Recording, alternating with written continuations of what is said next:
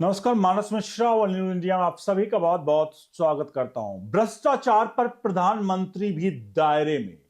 आखिरकार यह मामला पहुंचा था सुप्रीम कोर्ट में, जहां सुप्रीम कोर्ट का जो फैसला आपको दिखाने जा रहे हैं, क्योंकि सबसे अहम इसमें है एक धारा जो है 17A, जो 17A धारा को 1988 के प्रिवेंशन ऑफ करप्शन एक्ट में 1988 में एक और जोड़ा गया, इसे 17A कहा गया।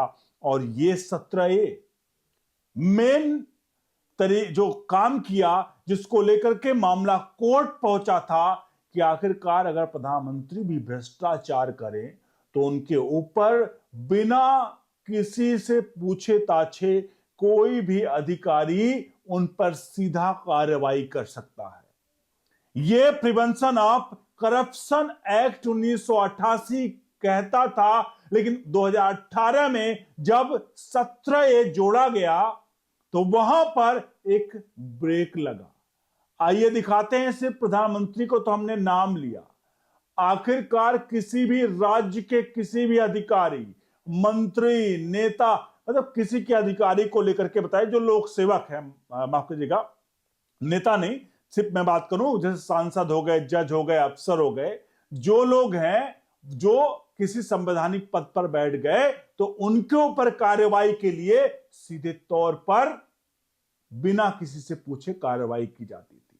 अब आखिरकार क्या फैसला आया है इस पूरे मामले पर, क्योंकि जस्टिस जो इस पे सुनवाई कर रही थी वो जस्टिस बीबी नागरत्ना थी और जस्टिस केवी विश्वनाथ थे, जो दोनों ये सुनवाई कर रहे थे। चलिए बताते हैं पूरा का पूरा प्रकरण क्या है और क्या आखिरकार इस पर फैसला आया है।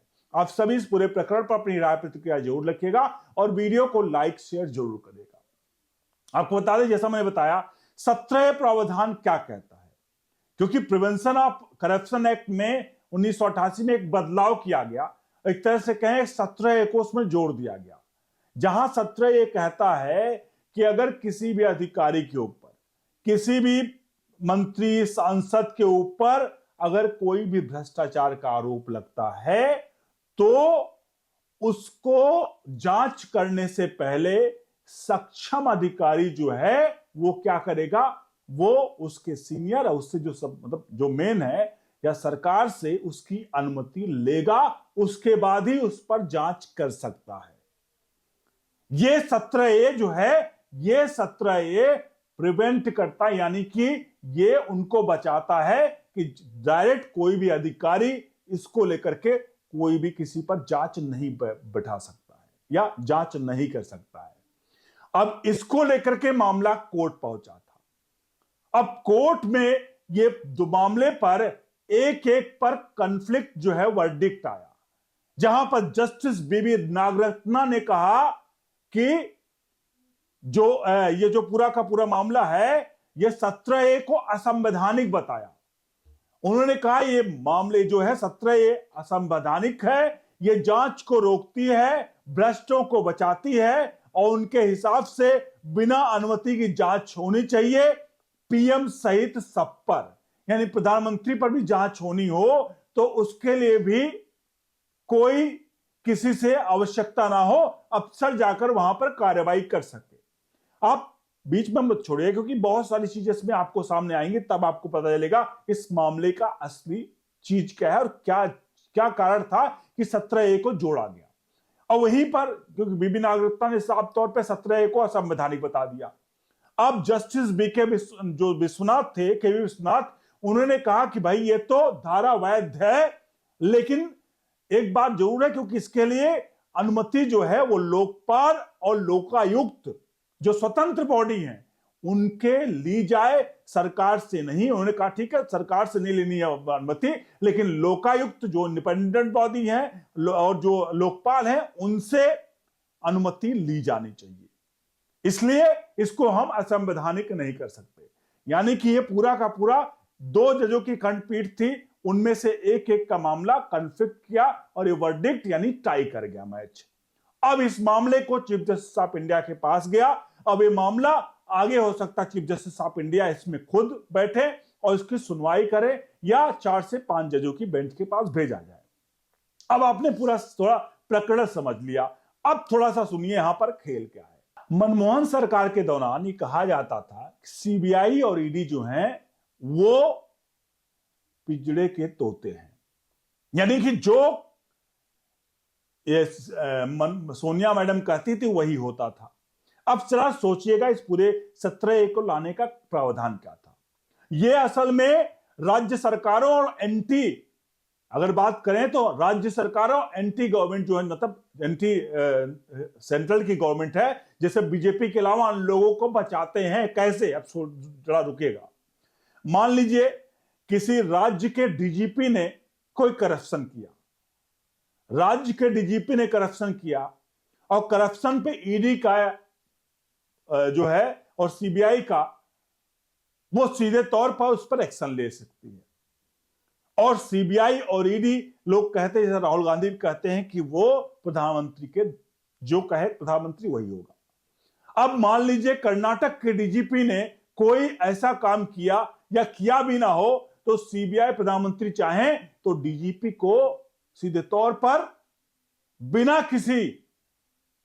किसी उसके उन पर जांच बिठा दे और सीबीआई ईडी को भेज दे बिना किसी जांच अधिकारी बिना किसी के परमिशन के, यानी कि राज्य की परमिशन की आवश्यकता नहीं पड़ेगी और सीधे तौर पर वो कार्रवाई करते।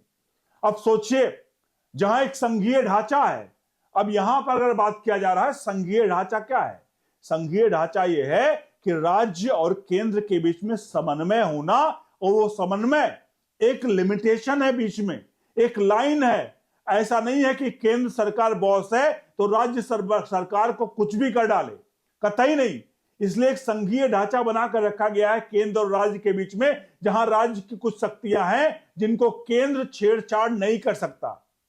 अब ऐसे में 17A इसलिए लाया गया, जिसको लेकर के मोदी सरकार 2018 में लेकर आई।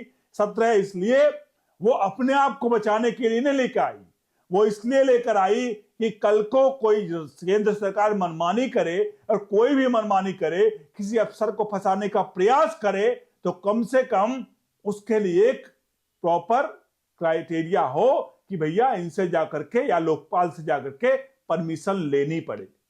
इसीलिए 17A को जोड़ा गया।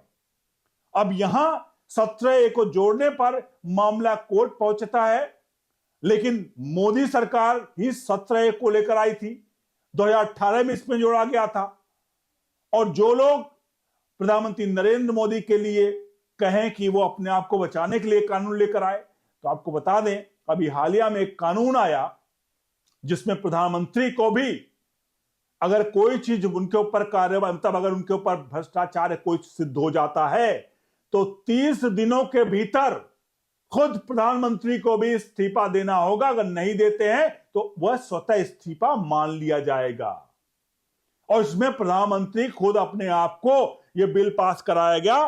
विपक्ष ने उसको लेकर हु हंगामा किया, लेकिन अंततः क्या हुआ, प्रधानमंत्री ने अपने ऊपर, क्योंकि वो भी उसके दायरे में आ रहे थे, लेकिन इसके बावजूद भी उन्होंने क्या किया, उन्होंने इस पर मोहर लगाई, इस पर साइन किया और यह कानून बना जिसको लेकर विपक्ष को हंगामा किया था।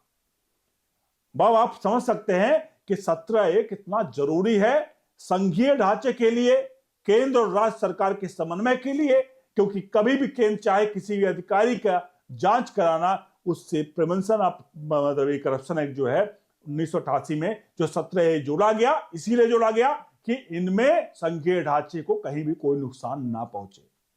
फिलहाल यहां पर बीवी नागरत्ना ने साफ कहा कि यह संवैधानिक है, और यहां पर विश्वनाथ ने के विश्वास ने कहा कि नहीं ये वैधानिक है। अब इस सब को लेकर के 5 जजों की खंडपीठ में हो सकता है चीफ जस्टिस ऑफ इंडिया इसकी सुनवाई करें। आप सभी खुद अब इस पूरे प्रकरण में बताइए, क्या 17A होना चाहिए या नहीं होना चाहिए? प्रिवेंशन ऑफ जो करप्शन एक्ट 1988 में जोड़ा गया 2018 में, क्या ये होना चाहिए, सही है कि नहीं सही है? आप अपनी राय प्रतिक्रिया जरूर दीजिए। इसको मैंने बहुत ही बेहतर तरीके से समझाने का प्रयास किया है। आप सभी इस पूरे मसले पर आप अपनी भी राय दीजिए। बने रहिए ओनली न्यूज इंडिया के साथ। बहुत बहुत धन्यवाद।